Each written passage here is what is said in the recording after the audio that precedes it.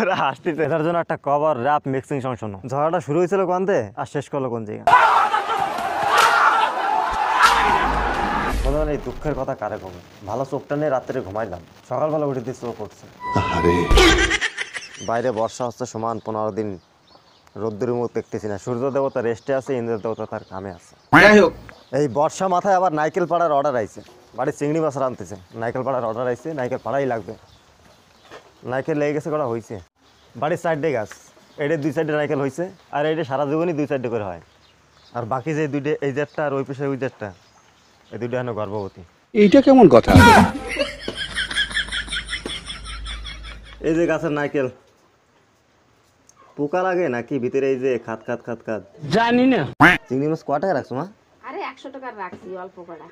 মারে চিংড়ি মাছের মালাইকারি রাঁধতে করে আমি যাচ্ছিলাম মাঠে। ধান বুনোয়ে একবার স্প্রে করছিলাম, ঘাস মারা ওষুধ দিয়েছিলাম। তারপরে মাঠের দিকে যাই না, বাবা করছিল উলি লাগছে। উলিতে ধান গাছ কাটে যাচ্ছে, তাই স্প্রে করতে যাচ্ছে। এবার আমার বাড়িতে মাঠ আসছে 1/2 কিলোমিটার, 1/2 কিলোমিটার হচ্ছে 300 মিটার আসছে, বস্তির ভিতরে যাওয়া লাগে। আর ওই বস্তির ভিতরে যে ন্যাশনাল হাইওয়েটা দেখো, এই দেখো ভারতের 30% ট্যাক্সের রাস্তা। আমার মাঠটা আসছে ওই জায়গা, আর একটা 200 মিটার পার করে আইছি সেম এই রাস্তায়। 200 মিটার পার করতে গেলে হাফ কিলো আসা লাগবে, আধা লিটার শেষ হবে, তাতেও আবার 30% ট্যাক্স। জন্মের পরের দিয়ে এই রাস্তাটা ঠিক হতে দেখলাম না। দেখো এতে কোন দিয়ে যাবো আমি, গাড়িটা নিয়ে কোন দিয়ে যাবো? এতে যেতে গেলেও গাড়িটা পুরো কাদা কাদা হয়ে যাবে। আর যে সময় বর্ষা হবে ওই জায়গায় বসে পড়বা, বাঁচতে বাঁচতে চলে আসবা, নাহলে ঘষতে ঘষতে চলে আসবা। ভোটের সময় যেরকম বাড়ি যাও, বাড়িতে ভোট চাও, সেরকম এই ভিডিওটা যদি দেখে থাকো কোনো রাজনেতা, এদিকে এসে একটু তদন্ত করো আর রাস্তাটা ঠিক করো। বাদ দাও। খালি এই যে একটুকু রাস্তা না, ওই যে খাম্বা দেখতেছো, চলো ওই খাম্বার ওই পাশে রাস্তাটুকু দেখাই। গাড়ি এই যে রায় দিলাম এই জায়গা, রাস্তা কাদা হয়ে আমার একটা ভালো হয়েছে। এনতে যদি আমি মাঠ পর্যন্ত যেতাম, আমার 3 টাকার তেল ফুরতো, তেলটা বেঁচে গেল। ওরা হাসতেছে। এনতে আসবো, গাড়িতে কাদা লাগবে, সেটা আবার বাড়িতে মোটর লাগা দৌ, মোটরের বিল বান্ধব। আবার এক্সট্রা বেকার খরচা আমার ভালো লাগে না। দেখো তোমাদের যে করছিলাম, এই তো 200 মিটার হাবুর কাটে কেটে যাওয়া লাগে এনতে। আর এনতেও যে সময় বর্ষা হয়, এনতে সাঁতার কাটে যাওয়া লাগে। ওই যাচ্ছে সন্ন্যাসী গোড়া আর এই যাচ্ছে কেন্দু গোড়া। এই 2 গ্রামে কোনো দিন রাস্তা ভালোতেই দেখলাম না। এক জায়গায় রাস্তা একটু মাটি ঢালছে, মাটি না মুরুম ঢালছে, ওই জায়গায় অল্প ভালো আছে, নাহলে ওই জায়গায় এর থেকে বেশি খারাপ ছিল। এসব রাস্তা যে কবে ঠিক হবে ভগবান জানে। শহরে এরকম রাস্তা থাকতো, সব রাজনেতাকে ঘরে ধরে মারতো, কিন্তু এটা গ্রাম গায়ে না, লোকাল এরিয়ায়। এই জায়গায় কেউ কিছু করার নাই, আর কেউ দেখারও নাই। এই জায়গা মাথার ধারে চলে আইছি, ভিডিওটা বন্ধ করে একটু, নাহলে এরকম তোমাদের সাথে কথা বলতে বলতে যদি যাই কোন সময় ভুটে পড়বো তার ঠিক নেই।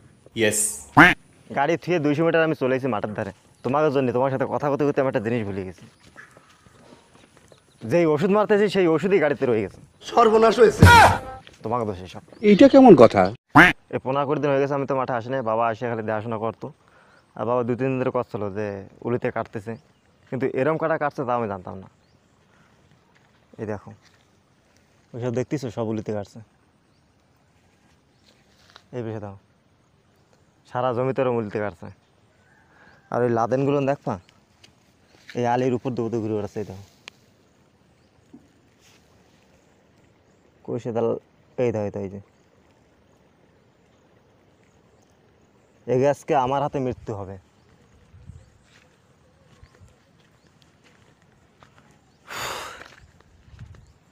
সারা মাঠে কি অবস্থায় দেখো, সব জায়গা পুরা সাফ করে ফেলেছে। যেসব জায়গায় জল ছিল ওইসব জায়গায় কিছু হয় নাই, বাকি যেসব জায়গায় জল নাই সেসব জায়গায় সাফ করে ফেলেছে। এই যে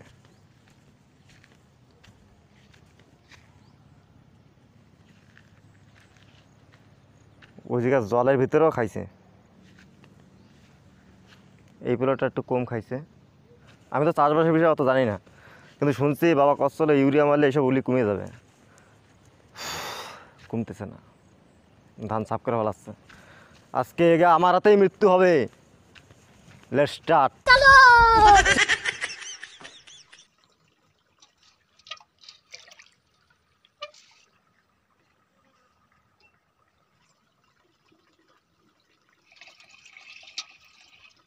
A few moments later. কেবল একটা গিয়ে মারছি, মারে চেক করতেছিলাম পিঁপড়ে মরতেছে কিনা।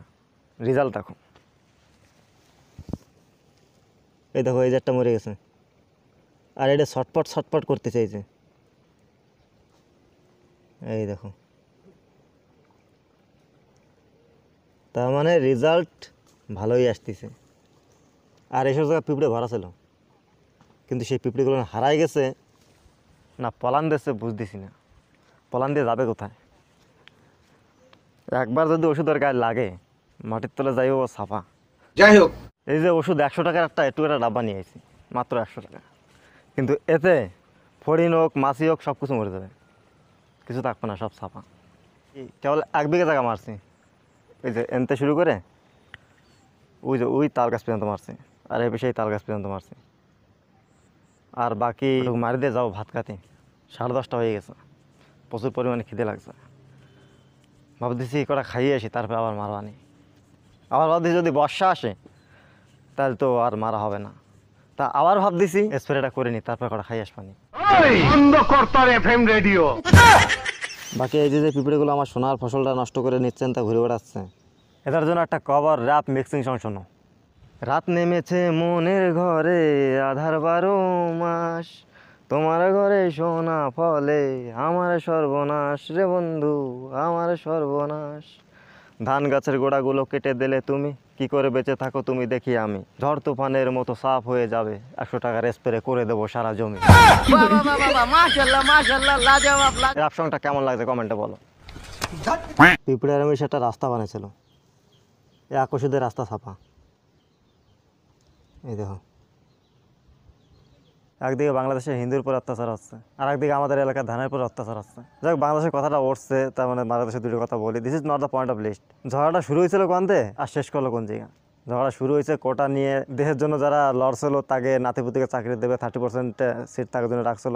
ঝগড়াটা শুরু হয়েছে কোনতে আর শেষ হলো সে হিন্দু মুসলিম, বুঝলাম না আমি এই ঝগড়াটা মানেই বুঝলাম না। ঢুকে আমাদের ফ্যান বলেন, খাবার জলের জগ বলেন, কিচ্ছু রাখে নাই, পিটাই ভাইয়া ফেলাইছে এবং বাবারে মারছে, বাবার গায়ে হাত দিছে।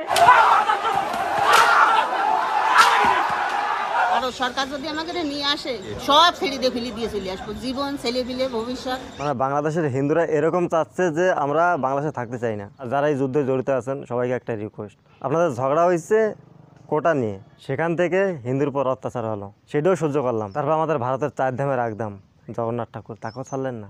দুর্বৃত্তরাও তারা আগুন দিতে পারে, কিন্তু ভগবানকে তারা কখনো কিছু করতে পারে না, এটা তার প্রমাণ। মানে কয় না, ভুল করলো কে আর সাজা পেলো কারা।